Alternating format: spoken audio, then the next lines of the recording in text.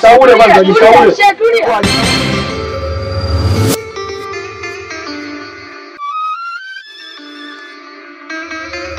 Jambo gani limekupata ndugu yangu? Shehe bana, nimepita mtaa wakati hapa, nimekutana na vijana. Sasa wale vijana